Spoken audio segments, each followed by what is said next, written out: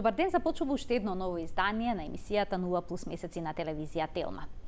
Олово, алуминиум, жива, кадмиум се тешки метали кои најчесто се поврзуваат со индустријата, но родителите не се свесни дека тие се присутни во секојдневното опкружување и исклучително лошо влијаат на детското здравје. За тешките метали и здравјето кај немалите, денеска зборуваме со доктор Александар Митов, магистер по јавно здравје и влијание на животната средина врз здравјето. Добре ни дојдовте.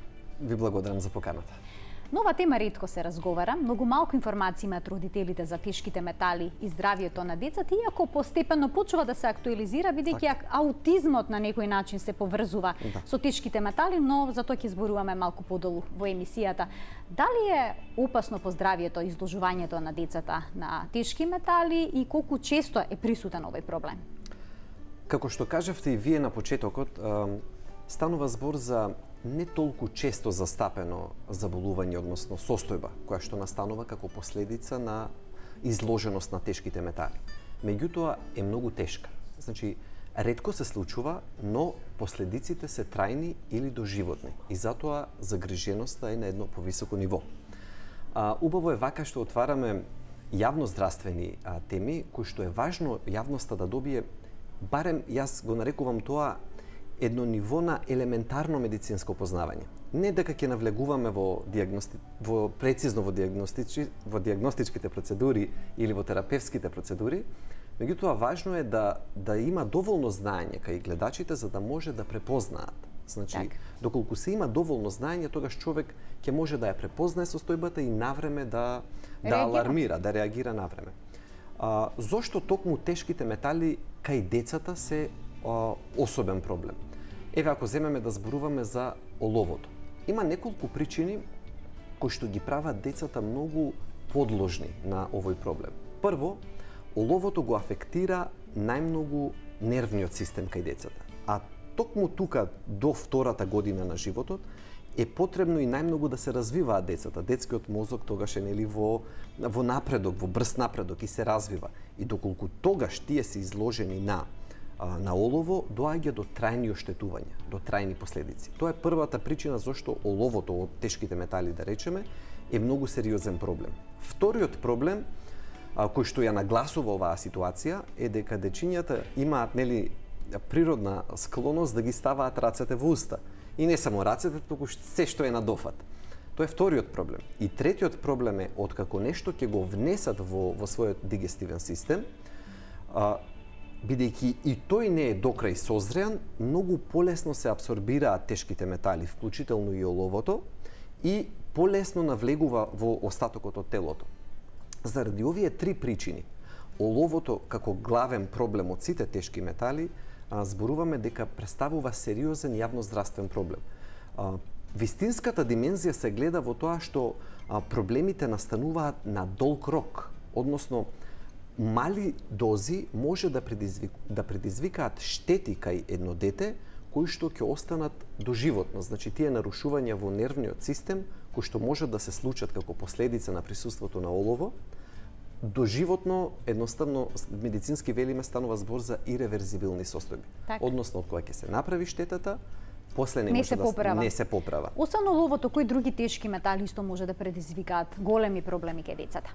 Оловото е главниот проблем, потоа живата од овој арсенал за кој што зборуваме, кадмиум, хром, арсен и талиум. Тоа се тие 6 најчесто застапени, за кои што треба особено внимание, бидејќи се појавуваат дури и во играчките. И заради тоа треба да ги Јас читав една студија која што беше доста алармантна. Во многу играчки ги има тешките метали, а децата често ги стават во уста. Еден пример само би ви кажал што е тоа што го толку нагласи проблемот, да речеме, во Соединетите Американски држави. Во 2006 година, тоа сега веќе е за жал многу познат настан, 4-годишно детенце голтнува едно метално топче, кое што било составен дел од играчките кои што ги имало. Се испоставува дека во тоа метално топче имало многу олово и на 4-тиот ден детето починува. Од тогаш во Соединетите Американски држави се отвара една многу силна дебата, која што и порано беше присутна.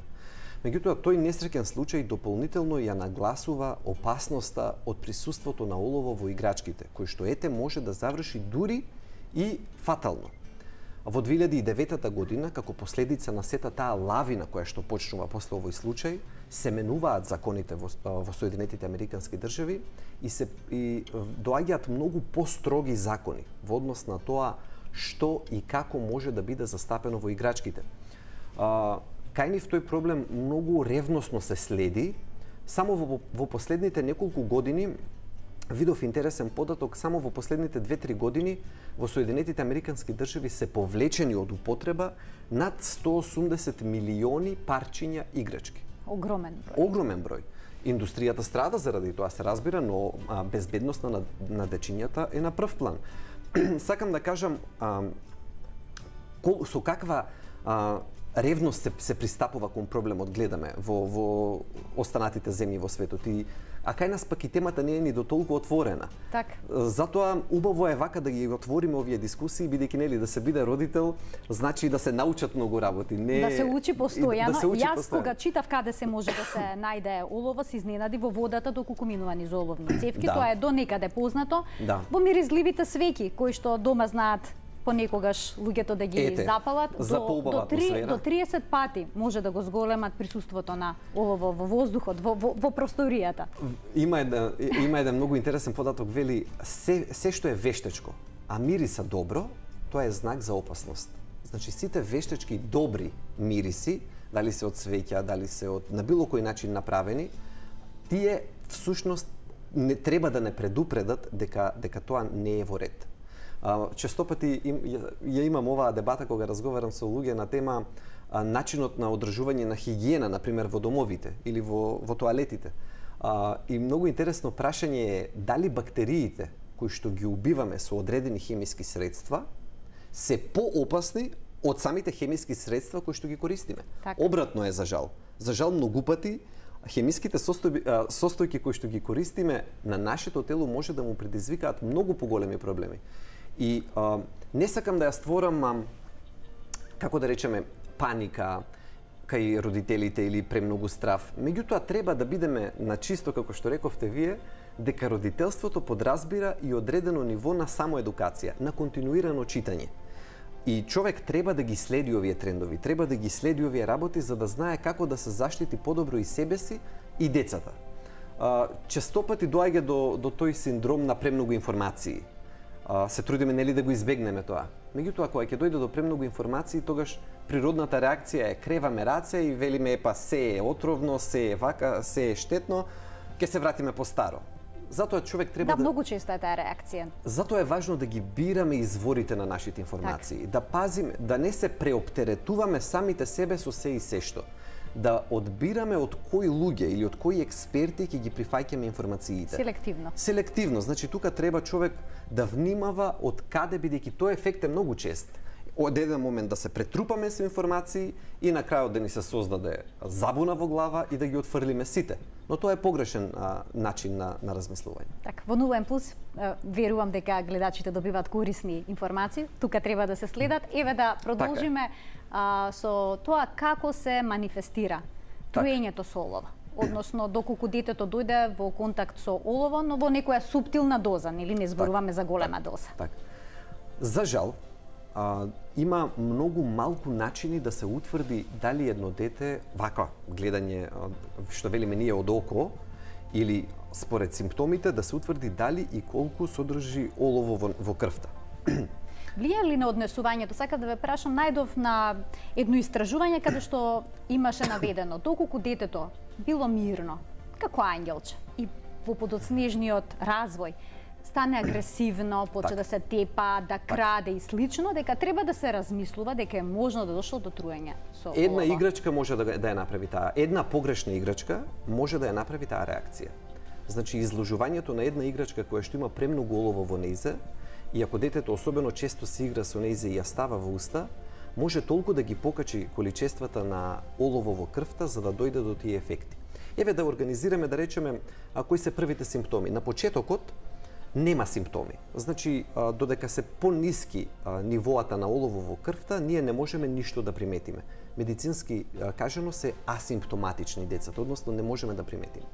Како расте нивото на олово во крвта кај нив, така почнуваат тие неспецифични симптоми, што велиме медицински, кога не можеме да одредиме од што е. Детето почнува да станува раздразливо, го боли стомачето, може да се жали на главоболка, нарушување на апетитот, констипација, запек, тоа се тие генералните. И тука уште не е јасно. Меѓутоа, ако ги има кај нив, една од работите на кои што треба да се посомневаме е дефинитивно ова. Веќе напредните фази на труење, кога има многу повисоки, но тие се ретки. Многу почести се овие за кои што зборуваме вака ниски нивоа кои што прават голема штета и кои што пред се во однесувањето можеме да видиме на детето, но да спомнеме и големите интоксикации што може да значат. Тоа се веќе состојби каде што мора брзо да се реагира. Тоа е ургентна медицинска состојба и тогаш се приметува кај детето силни главоболки, повраќање, значи анемија драстична, но тоа е веќе кај повисоките дози. Сега да се вратиме на тоа што го кажавте на симптомите на дол крок. Тука е всушност загриженоста тука е најголема. Од периодот од 2 до 6 годишна возраст, всушност ние некогаш мораме и да почекаме за да го видиме вистинскиот ефект на труењето со олово. Не може на мало дете да се процени нели колку и како е афектирана интелигенцијата. Значи прво, доаѓа до пат на самата интелигенција кај детето под труење со олово. Второ, доаѓа до нарушување на однесувањето. Значи, еве како што спомнавте, може мирно дете од ненадеж да почне да биде хиперактивно, да почне да губи внимание, да не може да се концентрира, да стане агресивно. Потоа, трето, се рушат фините моторни вештини. Значи, детето ако било повешто со боички или на било кој начин со другите фините што ги велиме моторни вештини почнуваат да се нарушуваат или воопшто не се развиваат ако рано настапило изложувањето на олово. Потоа поабстрактните концепти почнува кај детето да не може да се сватат. Тоа укажува на едно задоцнување во развој, зборувањето. Значи, афектирано е зборувањето кај деца кои што се изложени на олово, почнува или се доцни со развојот со говорот, или веќе развиениот говор почнува да се афектуира, се гледа дека има проблем. Когнитивната флексибилност, медицински кажано, се нарушува. Односно, што значи тоа? Кога на детенце ќе му поставиме еден проблем, и кога, ако види дека не може да го реши на еден начин, па природно си бара други начини како да го заврши тоа, дали е со играчка или било како, ако гледаме дека детето не размислува кои се другите можни опции, велиме дека има намалена когнитивна флексибилност, тоа е тоа од што се плашиме. Тука оловото е всушност најопасно, бидејќи ги афектуира сите тие развојни карактеристики на детето и за жал, некои од тие симптоми може да направат трајна последица, може трајно да останат. И тука е вистинската грижа за оловото. Може ли да се диагностицира овој проблем? На кој начин се утврдува дека кај детето станува збор за контакт со олова? Така. На прв поглед, за жал, нема, значи не може родител гледајќи или лекар гледајќи го детето да утврди дека има проблем со труење со олово. Но многу едноставен е тестот, станува збор за мерење на олово во крвта. И тука има една горна граница, за која што има многу дебати во стручниот свет. До сега утврдената е 10 микрограми на децилитар присуство на олово во крвта. Меѓутоа, некои научници сметаат дека и 5 е можеби доста и треба да биде ниво на загриженост, бидејќи за оловото нема безбедна граница. Значи, нема безбедна горна граница. Нашето тело не треба да биде изложено на олово, особено децата. Природно не треба да бидат во контакт со олово. Но и дури од кога ќе се случи тоа да се надмине тие 10 микрограми на децилитар, тогаш веќе велиме дека има една интоксикација со олово, се утврдува со многу едноставен тест на крвта. Тоа што треба да се внимава е сега се отвара прашањето што да правиме со тие области, за жал кои што ги има во Македонија, каде што оловото е присутно повеќе во почвата. Пред се, мислам, нели, претпоставувате на Велес. Во Соединетите Американски држави до некаде до 96-та година, бидејќи овој проблем беше толку многу застапен, имаше така наречено обврзно тестирање или скрининг на дечињата на 12 или на 24 месеци, да се види на секое дете во крвта дали е присутно олово и доколку е присутно да се превземат соодветни активности. Но тие го напуштија тој концепт повеќе, не мора на секое дете, меѓутоа искрено мислам дека за зона како што е например Велес, каде што со сигурност се знае во земјата дека е присутно оловото, би требало да е задолжително. Јас мислам, мое лично мислење е дека стручно се разбира, мислење е дека таму во такви зони каде што имаме историја, бидејќи оловото останува во земјата. Значи процесите на ремедијација на почвата се многу комплицирани. Останува трајно и заради тоа мислам дека во такви области треба редовно да се мери на секое дете дали на 12, дали на 24 месечна возраст, треба да се превентивно да се мери, да се види дали е присутно оловото во крвта. Така, покрај олово, децата можат да добијат труење и со жива и уште многу други тешки метали, може тој преку храната да биде.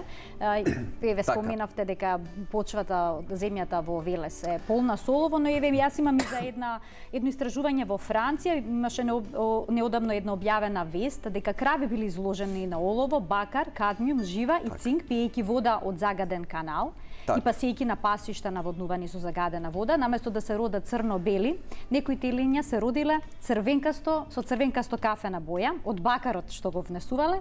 За една година умреле повеќе од 40 крави и телиња од труење, но многу од кафените телиња биле продадени во кланиците и секако завршиле на трпезата. Значи преку храна се внесува сето ова. Еве внесувале луѓе олово, бакар, кадмиум, жива и цинк преку месо. Да.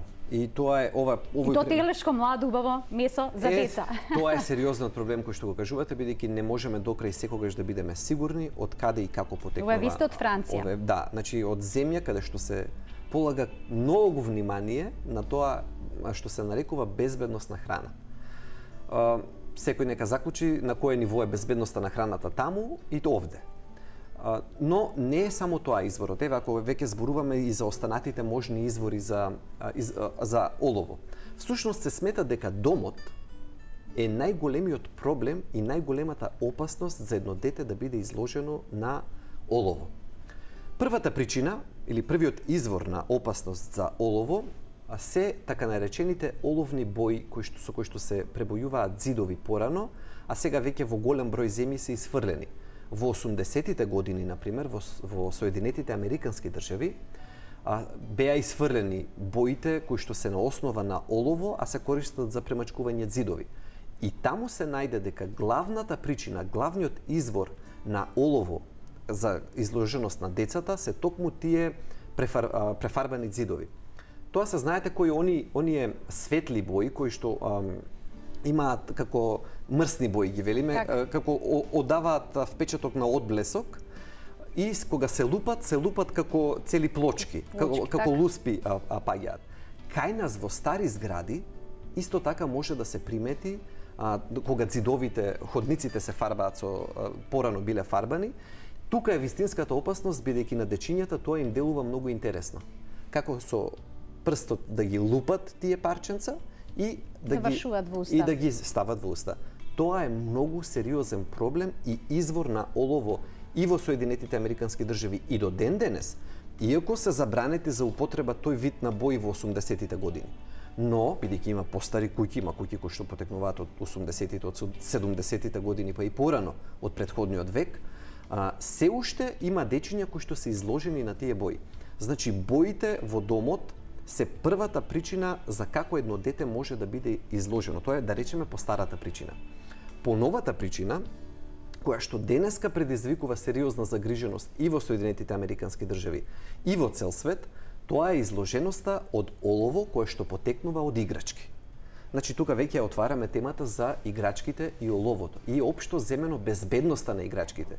Бидејќи, нели, играчките може да бидат опасни по самата нивна форма, па ако бидат голтнати да направат проблем, но од друга страна тие можат да бидат проблематични и ако испуштаат одредени дали фтелати, дали одредени состојки на пластика или одредени метали, како што е, например, оловото, и тогаш да бидат вистински проблем по здравието. Тоа е вториот извор на олово.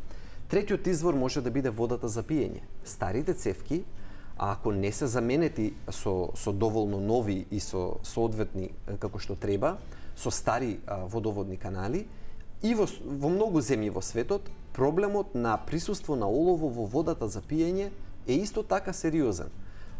Зборот ми не е баш едноставно, значи има повеќе начини на кои што едно дете може да биде изложено на олово. Контаминирано со олово. Да. Има уште многу за што би можеле да зборуваме, за живата сакав да проговориме, но имаме малку време, затоа ќе се префрлам веднаш на аутизмот и тешките метали. Дали е утврден линкот помеѓу присуството на тешки метали во организмот кај децата и аутизмот, бидејќи има некои студии кои што велат во зависност од концентрацијата, односно количината на тешките метали, зависи и всушност до кој степен ќе биде развиена оваа болест. Неминовно е дека има студии кои што покажуваат, тоа не можам да го порекнам, дека има студии кои што кај деца со утврден аутизам, со спектарот од аутистични заболувања, дека веќе има едно поголемо присуство на тешки метали. Меѓутоа, не е воспоставена причинско-последична врска. Значи, уште не знаеме дали тоа е дел од самата теорија на настанувањето, значи што е постаро јајцето или кокошката. Дали тие дечиња имаат некаква генетска склоност, па повеќе акумулираат метали или потешко се ослободуваат од нив, или обратно. Самата болест доведува до тој проблем. Затоа не е прецизно јасно, значи не е докрај расчистено, но кај овие деца забележана поголема концентрација на неколку големи студии, тешки метали во крвта? Да, и неколку големи и во органите кај што најдобро може да се сконцентрира, на пример во зъбите. Таму на тешките метали имаат или оловото кога се прима на пример во телото, се складира во коските. Прави белја во мозокот, а се изфрла преку бубрезите. Всушност се складира секаде. Секаде знае да направи проблем. Затоа велиме, но најмногу сме загрижени на ефектот на мозокот, бидејќи тоа е периодот на развој на дечињата. Родителите кои што имаат деца со аутизам бараат разни начини за нивното тело да го прочистат, телото на нивните деца да го прочистат од тешки метали. Постојат ли некои методи со кои што ова може успешно да се спроведе? Методите за хелација се така ги велиме, значи кога се вадат тешките метали од телото се не така наивни. Значи тие средства не се ни даваат во медицината туку така веднаш, бидејќи и самите средства кои што се даваат за отстранување на металите од телото и самите може да направат проблем. Затоа јас не би препорачал, освен храна, која што е богата со калциум и со железо, и на тој начин полесно се чистат тешките метали или не се ни внесуваат од телото, бидејќи таа храна кога е богата со калциум и железо го зафаќа нивното место, јас повеќе би препорачал внимание преку храната, отколку да се земаат средства кои што може да направат и друг проблем и на тој начин да се постигне тој момент на хелирање и на вадење на тешките метали. Моја препорака е пред се да се внимава на храната.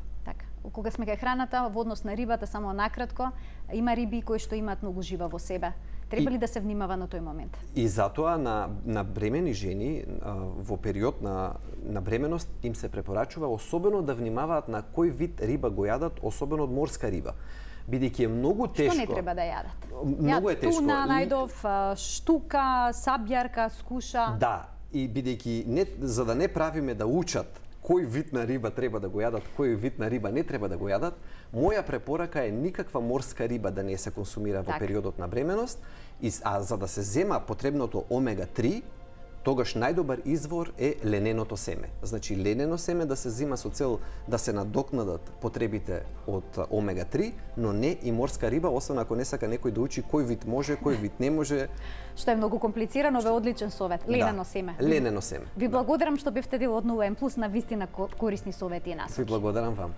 Тука го заокружуваме денешното издание на емисијата за практично родителство. Гледајте на секој работен ден од 12 до 12:30 во рамки на утринската на Телма. До гледање.